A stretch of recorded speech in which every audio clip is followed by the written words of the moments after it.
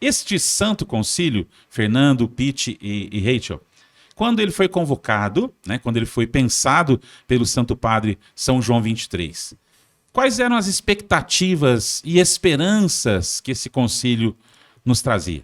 When the Pope, John the 23rd, was thinking about this council and convoking this council, what do you think were the environment and why he was doing such a thing? Well, he tells us very clearly. O próprio Papa falou claramente o que ele queria. He said it, and then every other pope after him has said it. Ele disse e depois os papas que o sucederam também. The Second Vatican O Council Concílio Vaticano II was about renewal for the sake of evangelization. era renovação pensando na evangelização. Renewal Renovação in the church for the sake Na of igreja. evangelization. para evangelização. So clearly, the Vicar of Christ Então, claramente, o vigário de Cristo, was noticing ele estava percebendo that the world was not paying attention to the gospel. que o mundo não estava prestando atenção ao evangelho, And in the Holy Spirit, e no Espírito Santo, he wanted to bring his brother bishops together ele queria trazer todos os bispos to juntos hear from the Lord, para ouvir do Senhor what does the church need to do, o que a igreja precisa fazer. not to accommodate to the world, Não para se acomodar com o mundo, but to encounter the mas world para encontrar o mundo with the gospel. com o evangelho. Mas essa era uma realidade sentida também nos Estados Unidos? Tem aquela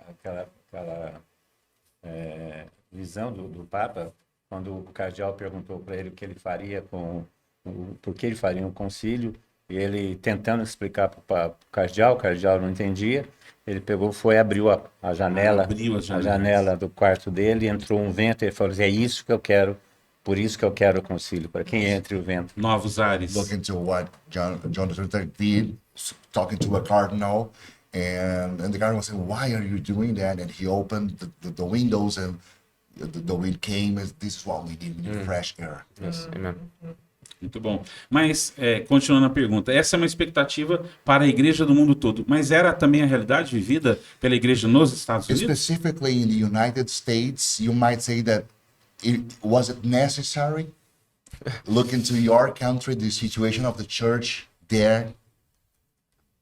I think it's necessary because the Pope thought it was necessary. Eu acredito que é necessário porque o Papa pensou que era necessário. And the Pope has the authority to discern with the Holy Spirit E ele tem a autoridade de discernir com o Espírito what is needed for the church. o que é necessário para a igreja. And I think what was very clear Eu acho que o que era muito claro, was Christendom was very strong in the United States. vamos chamar de a cristandade, ela era forte nos Estados Unidos, sim. Many churches, Muitas igrejas, hospitals, hospitais, schools, escolas, high participation of the faithful. grande participação dos fiéis. But what we see very quickly after the Second Vatican Council Mas o que a gente viu rapidamente logo após o concílio was a complete moral collapse. foi um colapso moral. So it begs the question, E isso traz uma pergunta. if the church was as strong as people claim it was, Se a igreja era tão forte quanto as pessoas gostam de dizer que ela era, why did it fall apart so quickly? por que houve esse desmoronamento tão abrupto? And there are a lot of reasons. E há muitas razões. And in many ways, the church in America was strong, Então, nós podemos dizer que de muitos sentidos, a igreja na América era forte, but it needed to be renewed mas precisava ser renovada for the sake of evangelization. para a evangelização. Cultural Catholicism was strong, Então, havia um catolicismo cultural forte, but personal conversion, mas conversão pessoal, missionary activity, ação missionária and a full life in the Spirit e uma vida no espírito cheia was not strong. não era Não forte. existia isso. Já no Brasil havia um tradicionalismo. Tanto é que na nossa diocese, o bispo da época simplesmente anotou o concílio falando, se der para ir, eu vou. Dom José, Não, antes do Dom José. Dom Otávio. Dom Otávio. Quem foi o primeiro bispo nosso que já foi na segunda fase do concílio, foi Dom José. Dom José não foi na primeira fase. Na primeira fase, 62 ainda. Não. Quem foi o Dom... Aí sim, o segundo bispo, o primeiro arcebispo nosso, que foi... A esse sim, foi padre conciliar. Mas por que, Tata? Por uma certa resistência? Não, sem a ideia do resistência. concílio? É porque eles achavam que o concílio era desnecessário aqui na nossa região, que era mais conservadora, o concílio não era necessário. a igreja já estava fazendo tudo o que era necessário. Tata, a sua experiência de Deus, começo dos anos 70. Sim. Isso? Mas antes disso, você já teve, de alguma maneira, uma experiência na vida religiosa, porque estudou numa escola Sim. confessional, colégio Salesiano. salesiano.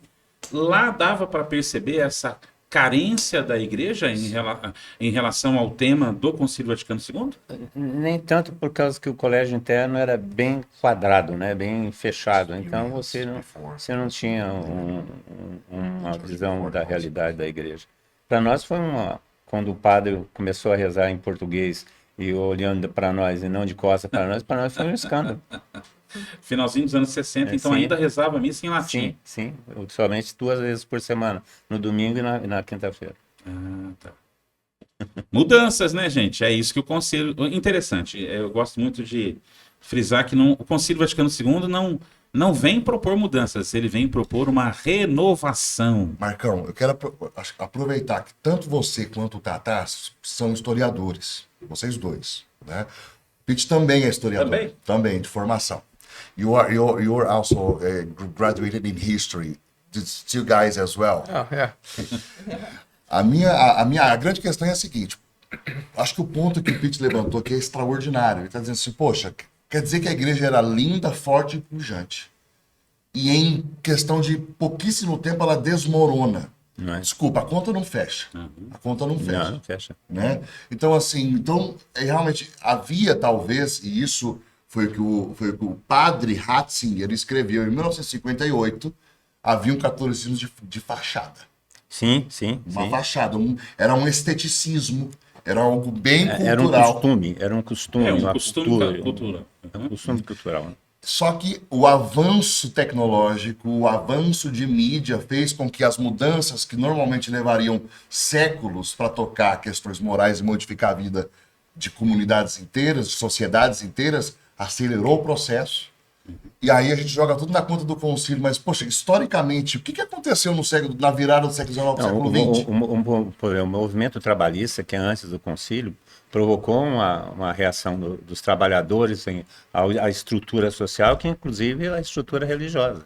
Yeah, so, the social revolution Right. in the coming from the United States. Yes, I mean the student revolution in Paris, and then the workers revolution, the ascension of Marxism. Yep.